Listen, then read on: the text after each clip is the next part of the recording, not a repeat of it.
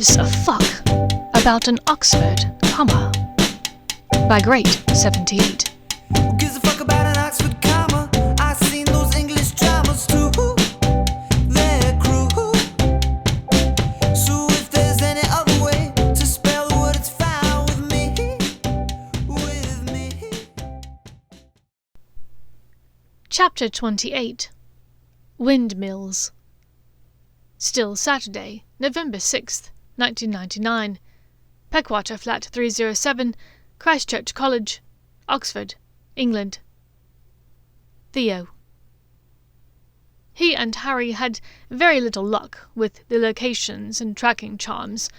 Whatever Shacklebolt had done to the pins was very advanced, unbreakable magic. After more than an hour of working on them, they were no closer to altering the charms. It was Theo and his cunning Slytherin instinct that finally hit upon the best solution. "We really don't need to do anything to block or adjust these charms.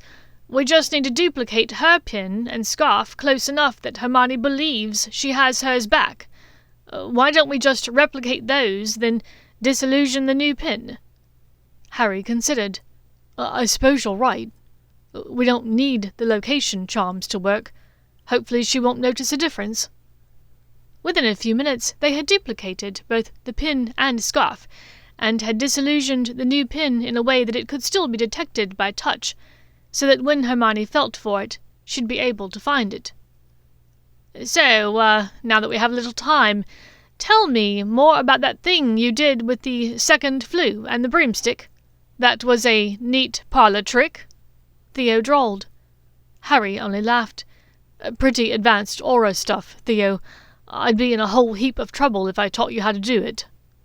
Theo raised an eyebrow. "I don't need you to tell me how to do it, but what's it called? Just out of curiosity." It's called a fleeting flue. Sort of part transfiguration, part portkey. Really interesting stuff." "Very interesting." There was a sudden cracking sound from near the front door, and the two wizards looked over to see Draco, standing there, alone. Let me guess. You and Weasley tried to murder each other, and you won?" Theo asked jokingly. "Amazingly, no, although we did come close." Draco grimaced. "We met Jason. Suffice to say, he had a lot of very revealing information." "So, where is Ron?" Harry asked. Draco hesitated. "He's, walking back. We had words there at the end. He said he just needs a minute." "You told him about sucking face with his old girlfriend?" Theo smirked. Draco sneered. "No, I didn't, which in retrospect was probably for the best. He'd already imperioused someone. I didn't want to be next in line for another unforgivable." "Bloody hell," Harry moaned. "That'll be a mountain of paperwork, then." "Well, if you think that's bad, wait till you learn what's apparently going on down at the Department of Mysteries." Ron arrived back at the flat 30 minutes later. Harry and Theo were still reeling by what he and Draco had learned from their encounter with Jason. "Bloody fucking hell," Harry said, pacing the floor of the tiny kitchenette. "This is bad. If what he's saying is even a little bit true." "Yeah. If so, then the wizarding world has got much bigger problems than just a rogue minister trying to keep their job," Weasley observed. "We've got to do this sooner, rather than later," Draco said. "I would have preferred to do a trial run, but we just don't have the luxury.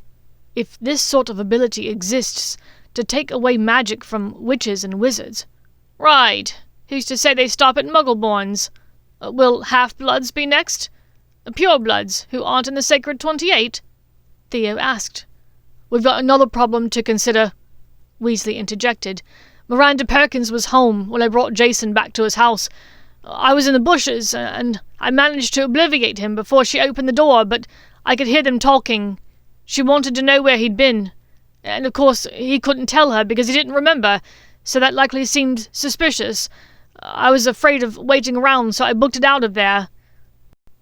But when I looked back, she was standing at the garden gate, looking around, and I think she saw me." "Sod it all to hell," Draco muttered under his breath. "Right. She likely has a way to contact Shacklebolt. She's probably already gotten in touch with him, so we need to act as soon as we can. Can we do this tomorrow?" As Harry opened his mouth to answer, there was a muffled crack from the next room. All four of them froze, eyes wide with concern. "Granger's back. Which of these scarves is the real one?" Draco asked in a panicked whisper. Harry and Theo pointed to the correct one, which Draco put back into his magically enlarged pocket, leaving the duplicate out. Harry cast a Muffliato charm, whilst Ron placed a colloportus on Hermione's door to prevent her from entering the room unexpectedly. Theo levitated the additional coffee cups into the sink and started a washing spell on them. Harry spoke quickly. "Right, yes, let's do this tomorrow. If Kingsley has been trying to catch you alone, he won't waste the opportunity once he realizes Hermione's left. Let us know when she leaves. Whatever you can do to get her out of here, do it. Make sure you have the quill ready, and we'll bring the extendable ears and my cloak." Hermione's doorknob rattled. "Draco?" Hermione's hushed voice called through the door. "Theo? I can't open the door. Are either of you out there?" Just a minute, Hermione, love. Draco and I are just, working on something. Almost done." Theo called towards her door. Draco said in an urgent whisper, "Theo is in charge of ensuring that she and the original scarf are out of here. Shacklebolt should show up soon after." "Theo, can you hurry? I need the toilet," Hermione pleaded.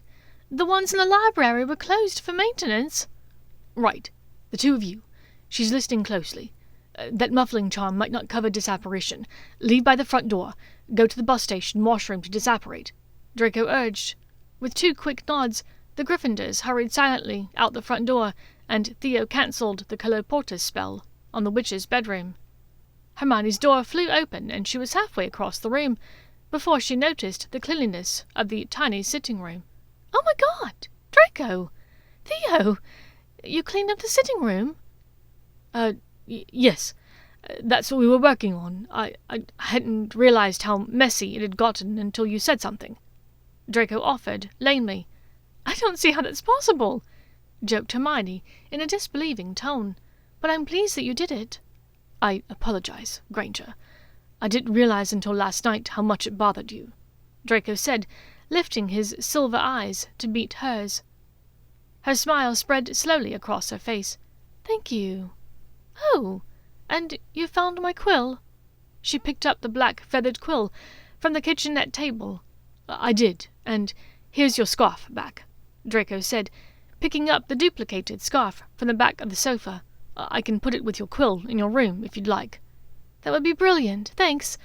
I'm getting ready to head to dinner in a few minutes. Would the two of you like to join me?" "Yes," Draco said. Theo edged towards his bedroom. "I had a late lunch. I think I'll skip dinner. If I don't see you again, have a good night." He left the two of them, Draco donning his formal robes and Hermione walking towards the toilet. Theo had things to do, places to go, people to see, and not much time to do it all. Once alone in his room, muffling charm in place, he called his personal elf. "Franklin!" There was no response. He called louder. "Franklin!" It took 2 more successively louder calls before the elf appeared. His expression was sullen, and his ears were as hairless as ever. "Can you take me to my mother's house? I need to visit her, and I'm sure our flu is monitored," Theo said loudly. "Franklin cannot hear, Master Theo," the elf said in a nasty voice. "My mother's house!" Theo thundered, putting out his hand to hold Franklin's arm. "Take me!" Franklin bared his teeth slightly, then begrudgingly snapped his fingers, and the two disappeared from the sumptuous bedroom in flat 307. He found his mother and his aunt reading in the den. "Theo!" Evangeline called, throwing off the blankets that covered her legs and running to her son. "My darling, it's wonderful to see you."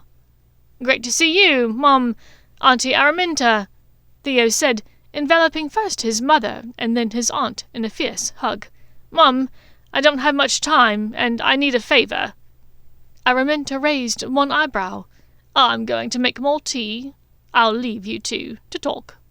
She gestured to Franklin, and the unhappy elf followed her out. Once they were alone, Theo turned to his mother. I need a bit of help, and I need it quickly. It's important. It has to do with Kingsley. At the sound of her former friend's name, Evangeline gasped. You're not in trouble, are you? Mum, to be honest, we're all in trouble if I don't find a way to stop him. Can you help me? I'll do all I can, darling. What do you need? I need to research a spell, and you're the best researcher I know. It's called a fleeting flu. It's apparently more foolproof than a portkey, plus it can get past wards that an ordinary flu or apparition won't allow. I need to know the magic behind it, and I need it fast. Evangeline raised an eyebrow at him. Is that all? He grinned at her. No, it isn't. I also need you to get in touch with my godmother and set up a meeting for me. Tonight, if possible. Evangeline. Her son explained everything he knew over a dinner of hearty stew and brown bread with butter. Evangeline and Araminta listened carefully, offering ideas of their own to add to his. As Araminta was a dab hand at potions, she had a few helpful suggestions and supplies already at hand. As they ate, Evangeline summoned some useful books from the extensive Carus family library.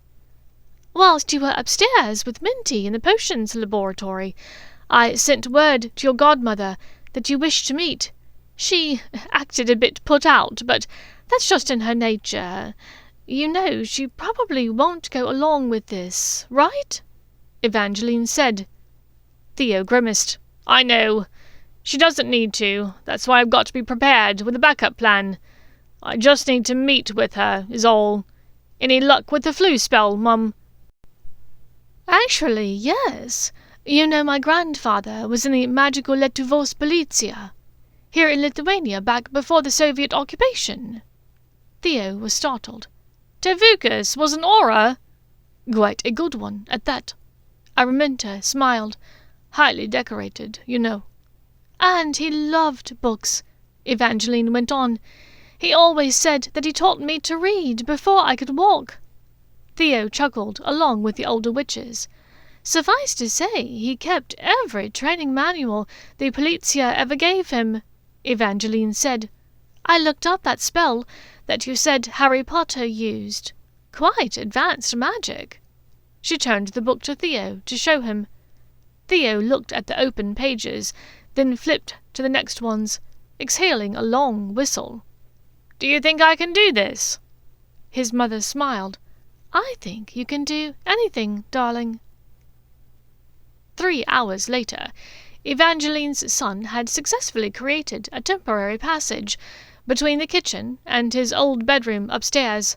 Next he tried one between the bedroom and the dining room, and now, having done it successfully twice, he created one between the dining room and the wine cellar, because Evangeline and her sister were out of wine again. The time that Theo needed to go and meet another of her old classmates, his godmother this time, was drawing near. Evangeline hated to see him go. She missed him so much. I wish you could stay longer, sweet boy, Evangeline told her only child, hugging him close to her. Theo wrapped his arms around his mother. Do you think you'll ever come back to England, Mum? Evangeline contemplated this. She knew Theo had hoped that once the war ended, she would take the next portkey back to their home in Coventry, and resume life as though nothing out of the ordinary had happened. But the whole business with Kingsley and Amelia had frightened the witch deeply. To think that one knew a person so well, only to find out that they were essentially a stranger, and a monster at that. The very notion had upended everything she thought she knew. She loved England. It was her home, her parents' home, ever since her father and mother left Lithuania, soon after they married, to resettle in Coventry. But was England the place that Evangeline once knew?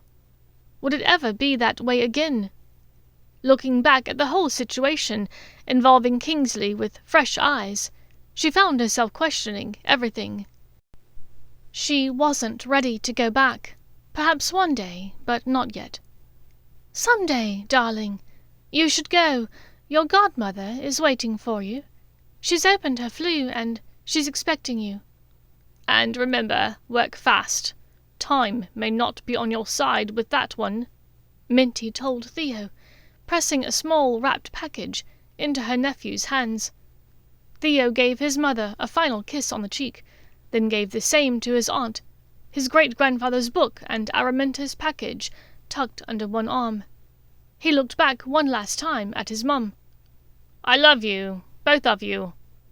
"And we love you, Theo," Evangeline reassured him, stepping back and clasping her sister's hands between her own. Minty placed a protective arm around her. Her son turned and tossed a pinch of green powder into the flames of the fireplace behind him, preparing to step inside. "Rita Skeeter residence, Upper Flagley, England." Hermione.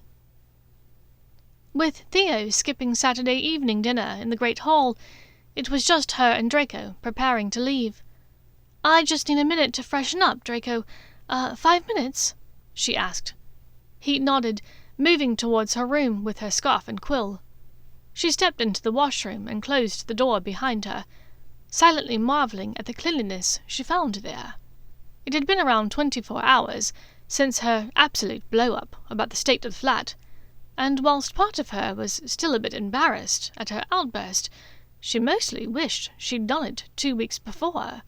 The tiny washroom was spotless. Her reflection in the mirror showed strained and bloodshot eyes, the result of hours spent alone in the library, working on a partnership project due Monday. Amelia had not come again today. She'd been so difficult to pin down, and Hermione regretted not asking her for a telephone number, or choosing a better partner in the first place. Jason had likewise never arrived, despite saying that he planned to come when she spoke to him earlier in the week. She did not know what kept him, but she also didn't worry herself too much about it. To be entirely honest, after her conversation with Harry that morning about the 2 men in her life, her mind was more twisted around than ever. Harry had not seemed suspicious of Jason outright, but he had recommended that she be careful around the Muggle man. After learning who the man's mother might be, Hermione was inclined to agree. Slipping back out of the door, she crossed the pristine sitting room silently, a vast departure from previous trips across the same chasm. Before, crossing the sitting room was not unlike crossing a minefield, except the detonations came in the form of half-eaten bags of crisps underfoot. Now, the rug and upholstery were all decrumbed and defurred. Even Crookshanks looked cleaner, his fur free of naps and tangles, and his eyes glowing bright. Hermione smiled down at her familiar, scratching his head as she passed. Crookshanks looked happy, an anomaly for the large orange beast. If she did not know any better, she'd swear the half-Kneasel smiled back. In her room, Hermione found Draco studying her Muggle photographs, the same way he'd done the day they moved in. Tonight he was focused on the one depicting her parents. She looked around the room, noticing that he'd placed her folded scarf on the desk, but her Condor feather quill was still between his fingers, twirling lightly as he looked at the photographs, as though willing them to move. Catching her movement out of the corner of his eye, he held out the quill to her. "You dropped this. I knew you would need it back." Taking the quill gratefully, she cradled it in both of her hands. "Thanks. You're right. It's hard to live without. Sometimes it's hard to believe this came from Ron, but I suppose he has his good qualities sometimes." Draco huffed a short laugh. "I suppose." She came to stand next to him, looking down at the photo of Richard and Linda, their smiles frozen in a different time, back when they could never imagine their daughter betraying them, like she would one day. "She has your eyes," Draco said quietly, reaching out to run a finger along the frame of the older couple. Hermione smiled. I think Mum had them first, but yes. Your hair, it's like your father's, though. The curls. She frowned at the photo. In it, Richard Granger wore a driving cap over most of his sandy blonde curls. Perhaps Draco was only guessing, she thought, as her mother's brown locks were as straight as a board. You're right, she said, finally. After another moment of silence, during which Hermione debated changing the subject, she finally said, They wrote me a letter. I sent them a note a while back, and they finally answered. Draco's eyes flicked to hers, then down at her hands, which were wringing and twisting in front of her. He reached towards them, gently prying them apart. Then he took her closest hand, her left one, lacing the fingers of his right hand through hers to hold it. Her heart lifted at the kindness of his gesture. I know. I saw the letter. At her questioning expression, he elaborated. You left it in the kitchen on the floor. I found it when I was cleaning up. She glanced back down at their intertwined fingers. Then you know what they said, I mean. He turned and pulled her to face him, holding her elbow with his left hand. Granger, they were out of order. They had no right. They had every right, Draco. She nearly sobbed, staring down now at their shoes. I hurt them. It's understandable that they would hate me. But it wasn't right for me to take that out on you. I owe you an apology. I got the letter not long before you saw me last night. I was upset. Not just at you about the mess or the scarf, but at all of it. My grades, my parents, Jason. If that asshole hurt you, Hermione, Draco began, a sinister edge creeping into his voice. She looked up and shook her head quickly, swiping away the tear that raced down her cheek. No, nothing like that. Good. Draco's silver eyes burned intensely, and Hermione stifled a small gasp to see the ferocity within them. She was reminded of all those times at Hogwarts, the moments she worried that she was interrupting him, bothering him. He would look up at her with that stare that threatened to consume her and everything around her. Now, the keen glow in his eyes felt like a spark of friendship, magic, and perhaps something more. Dinner? He asked, turning to the door. I'm starved. I haven't eaten since breakfast. Come to think of it, neither have I, she realized. Taking her coat from the hook on the wall and her newly returned scarf from the desk, she went out to the bedroom door that Draco held open for her. Out the front door, down the stairs, and across Tom Quad they walked, each making the occasional joke about Draco's messiness, or Hermione's swottiness, threatening to engulf the other. It felt something like old times, echoes of the moments they shared in their common room at Hogwarts the previous year. But now they held hands as they walked, each incredibly aware of the contact, but neither wishing to break the spell by mentioning it. As they approached the large double doors of the great hall, he gave her hand one last squeeze before hurrying ahead of her to open the door and allow her passage. She smiled her thanks, even as her hand chilled for lack of his touch. Once inside the great hall, they were met almost immediately by Jason, ready with a million excuses as to why he had not turned up at the library that morning. I just wasn't feeling myself all day. I don't know what to say, Jason offered with a sheepish shrug. It's all right. I got plenty done on my project, she said. I'm glad to see you're feeling better, though. I am. I must have skipped lunch and didn't realize I'd done so, and I'm famished. Shall we sit? Jason took Hermione's elbow, as if to pull her away from Draco. Hermione started to follow the man before turning back to the wizard who'd walked her to dinner. Sit with us? Jason stiffened at her words, unnoticed by the witch, but in a way that was quite obvious to Draco. The eyes of the two men met, and after a moment it was Jason who nodded. Sure, that'd be brilliant. Draco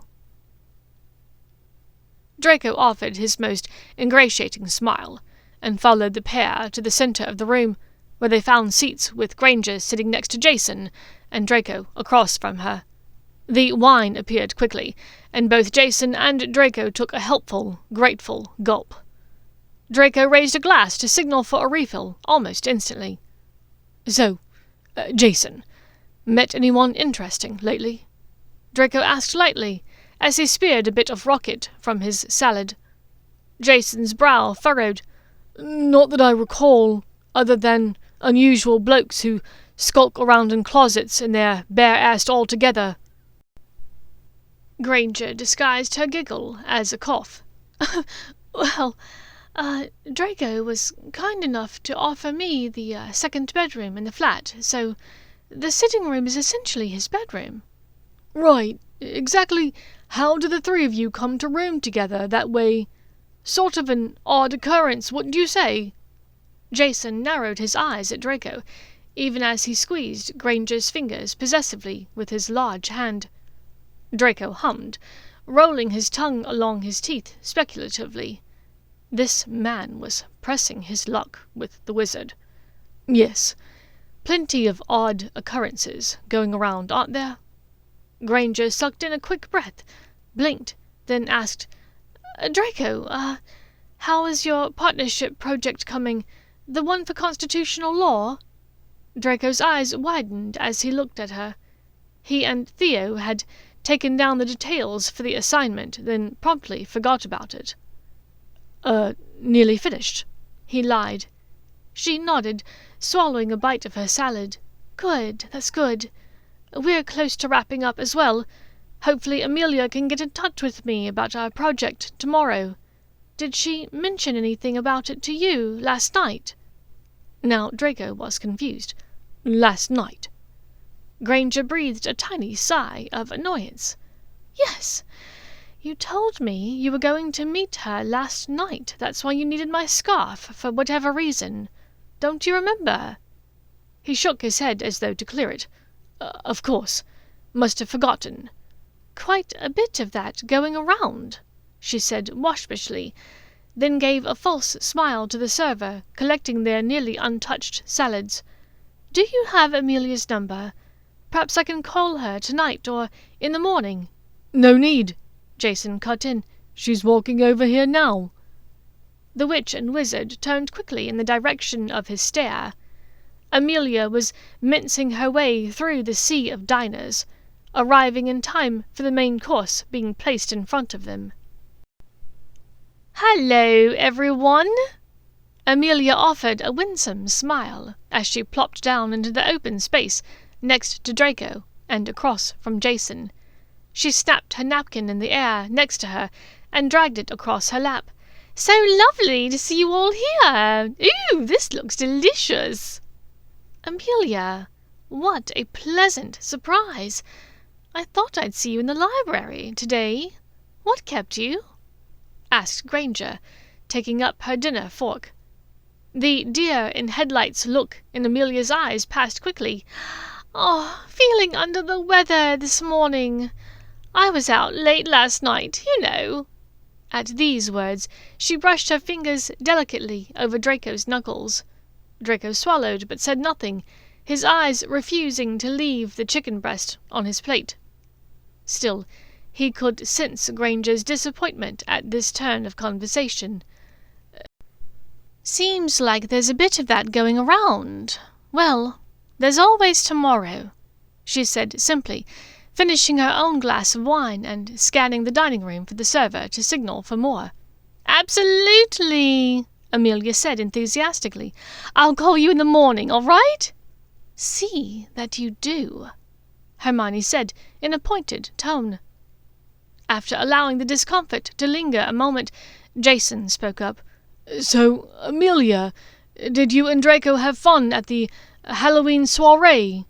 We saw Draco, but you seem to be stuck in the loo. Amelia turned a confused look on the man. "I wasn't stuck in the loo. Draco was." The Muggle man was about to correct her, but Draco cut in. "Who's to say who was stuck where? It was all a highly confusing night. In any case, Amelia, I believe I fancy something a bit stronger than wine. Care to join me at the Undie?" Amelia faltered for only a moment before recovering. "That sounds lovely, but I fancy something a bit more lively. The coven?" She dropped her napkin into her plate as Draco quickly stood and pulled out her chair. "Yes, a bit of joie de vivre, I believe. Hermione, I'll see you upstairs later, yeah?" Draco asked with a hard wink in her direction. "Jason, good evening."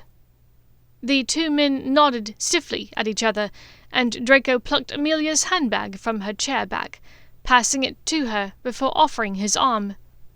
"Poncy asshole," Jason muttered under his breath. Hermione gritted her teeth but said nothing, forking a broccoli spear, before putting her fork back down in resignation. "Jason, I hate to cut dinner short, but I'm rather tired. I woke up far too early this morning, and between studying and everything, I think I just want to go to bed." She stood and pulled on her coat over her robes, adjusting her scarf around her neck. He gave an understanding smile. "I'll walk you to your flat." Draco. For their entire walk to the coven, he kept his hand inside his inner pocket, nestled among the folds of Granger's scarf. Amelia clung to his arm in her closest imitation of a succubus. Draco stayed quiet, but Amelia talked enough for the both of them. No topic was off limits, or very interesting, to the wizard. There was one-sided discussion of fashion and make-up, various weekend exploits of the people in their shared classes, and much speculation about some sort of entity that Amelia called Posh and Bex. Once they reached the pub, Amelia volunteered to fetch their drinks. Draco passed her a few Muggle notes, excusing himself to the toilet. In the dimly lit room, he splashed a bit of cold water on his face. It had been a long day. Hell, a long week, and he was tired. He would share a single drink with this woman, and then make his excuses to leave. Back out in the pub, Amelia passed him a clear, fizzy drink in a lowball glass. "You didn't say what you wanted, so I got you a G&T. "Oh, sorry, I was just going to have a pint. I've got to get up early, work on that partnership project, you know." Draco demurred. "What's one little drink? Besides, the queue to order is backed up now that everyone's leaving dinner. Just drink this, and if you still want a pint, you can get it later." Draco relented, following her as they threaded their way through the crowd to find a bit of empty space along the wall. Amelia turned and, seeing his drink untouched, raised her own in a toast. "To new connections," she said, with a coquettish smile. He gave a closed-mouthed smile of his own, then raised his glass in a salute, before downing half of it in one go. "So, you and Jason." Draco tilted his head. "Me and Jason? What do you... Oh, you mean together? No, we've never... Oh my goodness! Did I misread?" He gave her a rakish smile, taking another long sip and lifting an eyebrow at her, in an expression that would have been familiar to many of his schoolmates back at Hogwarts. A bit of that old Malfoy swagger, he thought. It was always good for deflecting years ago.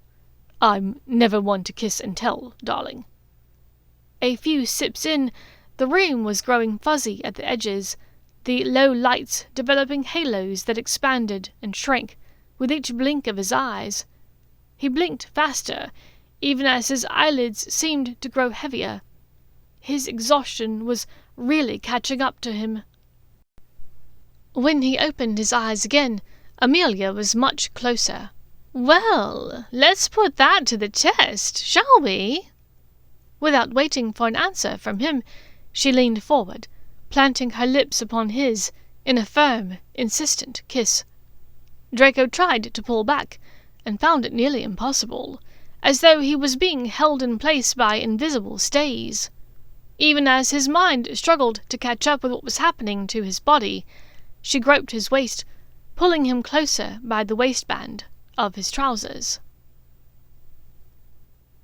Jason.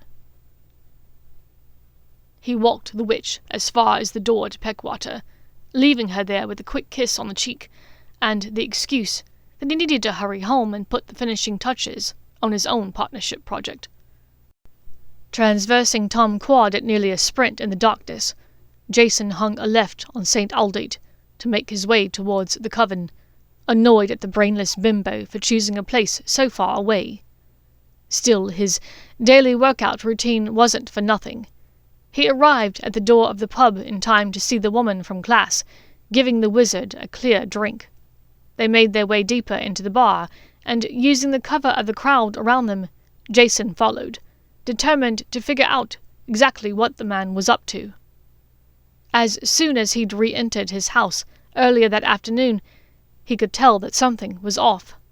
"Why, are you back already? I thought you were supposed to meet her in the library. But according to this paper, she's been in her flat all day," his mother demanded.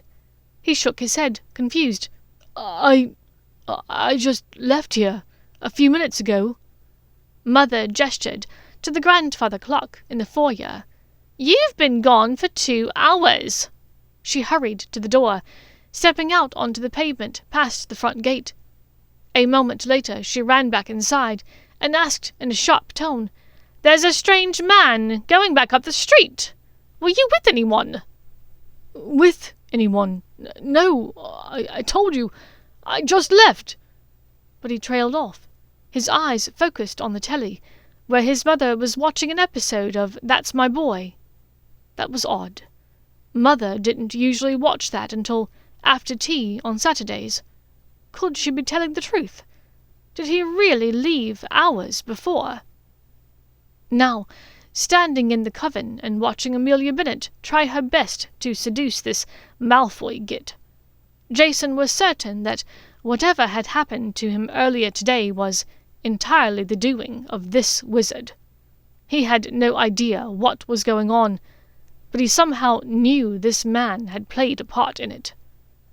Draco Malfoy fancied Hermione, Jason was sure of it, and from the way she looked at him, the feeling went both ways. This part of it didn't bother him, of course. He'd never been interested in girls outside of Mother, and was only performing this whole charade to appease Mother. Kingsley had even said the last time they met that his plan was for Hermione to eventually marry this obnoxious blonde tosser.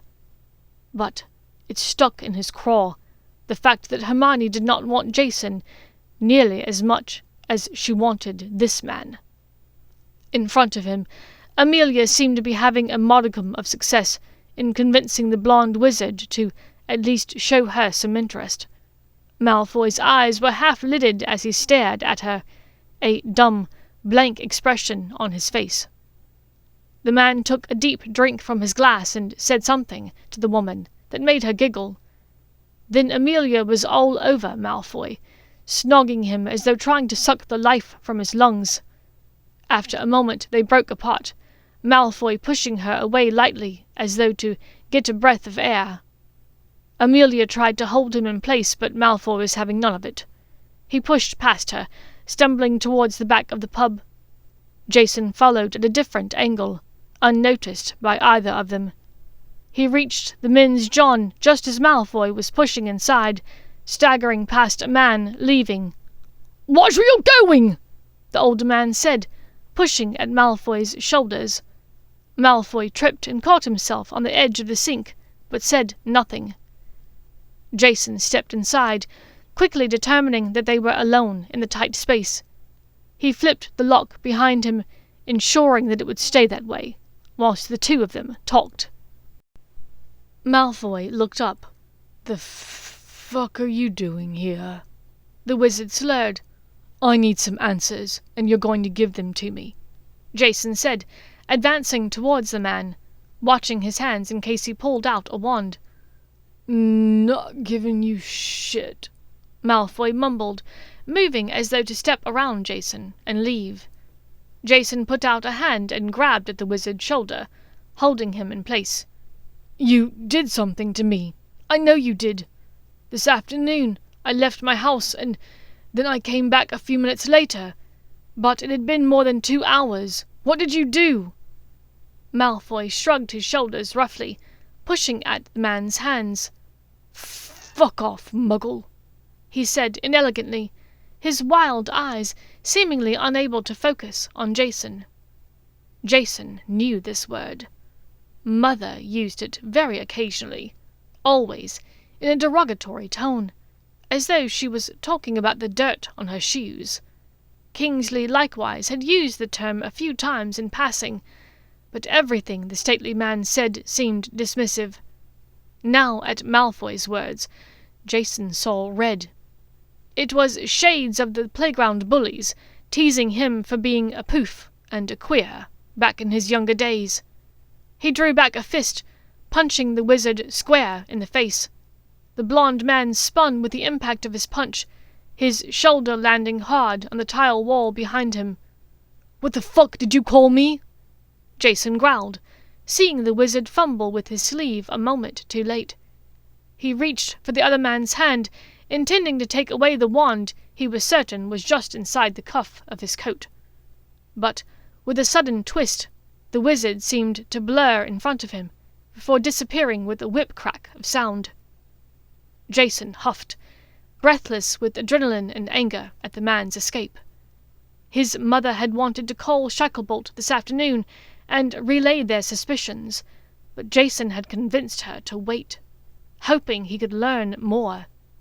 He was growing impatient, though. Perhaps tomorrow he could get something out of Hermione. Whatever plan this Kingsley bloke had in mind for giving magic back to the people who should have been born with it, it could not come fast enough, Jason thought. In frustration, he punched the wall, cracking the tile precisely where the wizard's head had been a moment before. Tomorrow he was getting answers.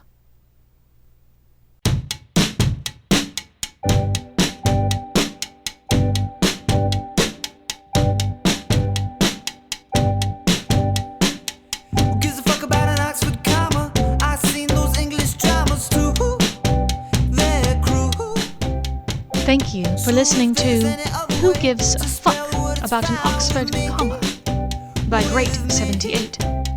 If you enjoyed this story and would like to listen to more, please follow me on Spotify or wherever you get your podcasts by searching for Silver and Copper. Or you can find me under Great78 on Archive of Our Own.